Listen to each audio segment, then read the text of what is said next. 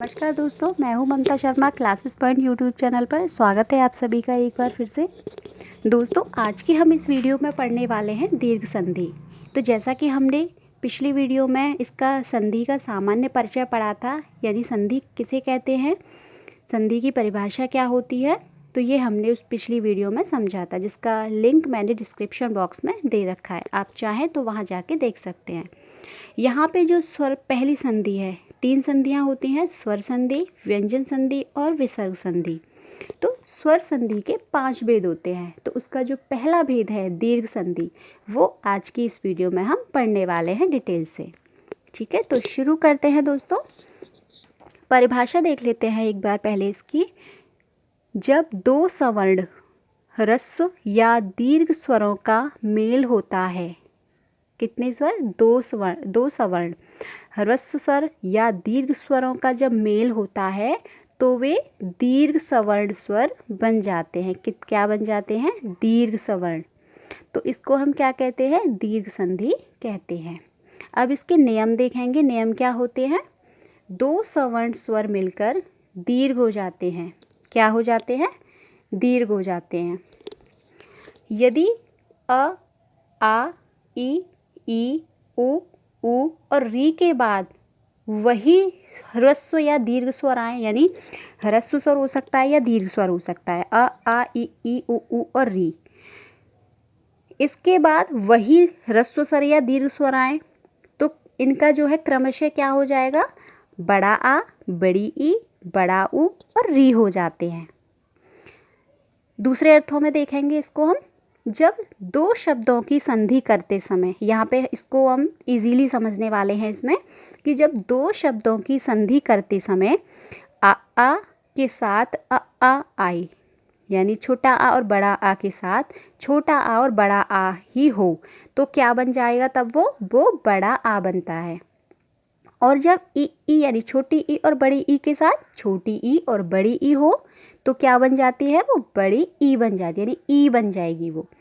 और जब उ यानी छोटा उ और बड़ा उ के साथ उ ही आए, तो वो क्या बन जाएगा? फिर वो बड़ा उ बन जाएगा। अर्थात कहने का मतलब ये है कि जहाँ 2 शब्दों की जब हम संधि करते हैं, तो जब आ आए तो बड़ा आ हो जाएगा, ई आए तो बड़ी ई हो जाएगी, और उ आए तो बड़ा उ हो जाएगा। यानी कहने का मतलब ये है कि जब हम 2 शब्दों की संधि करेंगे, उस शब्द को बनाएंगे संधि करके, तो वो बड़ा बन जाता है ना, दीर्घ स्वर बन जाता है। अब हम इस संधि को ह्रस्व संधि भी कह सकते हैं, यानी दीर्घ स्वर संधि भी इसको हम कह सकते हैं। ह्रस्व संधि कह सकते हैं, दीर्घ स्वर संधि भी कह सकते हैं। तो यहाँ पे इसको और भी इजी तरीके से समझने के लिए इसके उदाहरण देखेंगे। यहाँ पे देखेंगे हम विद्या प्लस अभ्यास। अब यहाँ पे हमने क्या पढ़ा था कि अ के साथ, यानी यहाँ पे जो पहले शब्द का अंतिम वर्ण है वो क्या है? बड़ा आ, और दूसरे शब्द का अंतिम वर्ण क्या है? छोटा आ। तो आ और अ मिलकर क्या हो गया? बड़ा आ। अर्थात कहने का मतलब ये है कि दोनों शब्दों में समान स्वर, यानी समान स्वर ही आने चाहिए। ऐसा नहीं है कि अ के साथ ई आ जाए, नहीं, आ के साथ, यानी छोटा आ के साथ ही छोटा आ आना चाहिए या बड़ा आ आना चाहिए, यानी समान स्वर, जोड़े वाले स्वर आने चाहिए, आ ई उ, इस तरीके से। तो यहाँ अ और आ मिलकर क्या बना? दीर्घ स्वर बन गया। तो क्या हो गया? बड़ा आ। तो विद्या प्लस अभ्यास बराबर विद्याभ्यास। अब यहाँ पे भाव प्लस अर्थ बराबर भावार्थ। तो यहाँ पे हमने अंतिम वर्ण का पहले वर्ड का अंतिम वर्ण लिया, पहले शब्द का, तो क्या बन गया? छोटा आ निकला है यहाँ से। और दूसरे वाले शब्द का प्रथम वर्ण लिया, तो क्या बन गया? अ बन गया। तो यानी पहले शब्द का अंतिम वर्ण और दूसरे शब्द का प्रथम वर्ण, यानी अ और अ मिलकर क्या हो गया? दीर्घ स्वर बन गया। तो क्या हो गया? बड़ा आ। तो भाव प्लस अर्थ बराबर भावार्थ। ऐसे ई का उदाहरण भी देखेंगे। रवि प्लस इंद्र। अब देखिए यहाँ पे क्या था? छोटी ई, और यहाँ पे भी छोटी ई मिलकर क्या हो गए? बड़ी ई। तो क्या बन गए?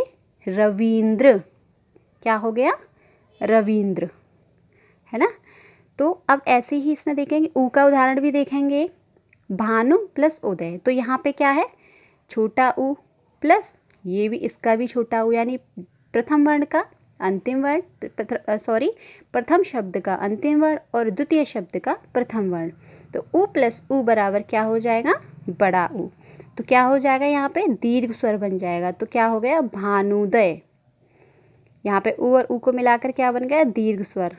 तो संधि करेंगे तो क्या शब्द बनेगा हमारा, भानुदय। अब ऊ का उदाहरण भी देख लेंगे। ऊ प्लस ऊ यानी वधु प्लस उत्सव। तो यहाँ प्रथम शब्द का अंतिम वर्ण क्या है, धू, यानी किस क्या है इसमें स्वर, बड़ा ऊ। और इसका क्या है, छोटा ऊ। तो क्या बन जाएगा, बड़ा ऊ। तो शब्द क्या बनेगा, संधि करेंगे तब वधूत्सव। अब ऐसे ही छोटा ऊ प्लस बड़ा ऊ क्या बनेगा, बड़ा ऊ। इसका भी उदाहरण देखेंगे हम, लघु प्लस ऊर्मी।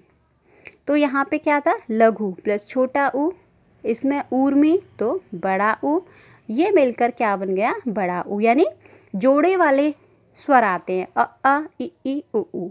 तो जब हम संधि करते हैं तो क्या हो जाता है, वो दीर्घ स्वर बन जाता है। तो यहाँ पे ऐसे क्या आया, लघूर्मी, यानी ऊ और ऊ मिलकर क्या बन गया, दीर्घ स्वर। तो शब्द क्या बना, लघु प्लस ऊर्मी बराबर लघूर्मी।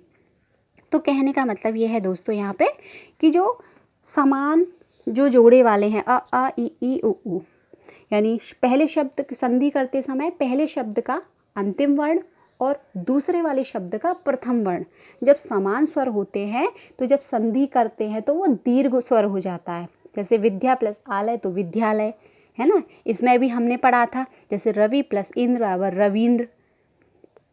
तो इस तरीके से जो है जब ह्रस्व और दीर्घ स्वर समान होते हैं और जब संधि होती है तो उसका दीर्घ स्वर बन जाता है। ठीक है, तो दोस्तों यहाँ पे मैं उम्मीद करती हूँ आपको दीर्घ संधि अच्छे से समझ में आई होगी। और भी इसके जो भेद हैं, गुण संधि, यण संधि, अयादि संधि, वृद्धि संधि, इसको हम नेक्स्ट वीडियो में लेके आने वाले हैं। तो दोस्तों आपको मेरी ये वीडियो पसंद आई हो तो प्लीज़ इसे लाइक, शेयर और सब्सक्राइब ज़रूर कीजिएगा। तो मिलते हैं हम अगली वीडियो में जिसमें कि हम स्वर संधि के और बाकी जो भेद हैं उनको भी हम डिटेल से पढ़ेंगे। ठीक है, चलिए तो तब तक के लिए अपना ध्यान रखिए। Okay, take care.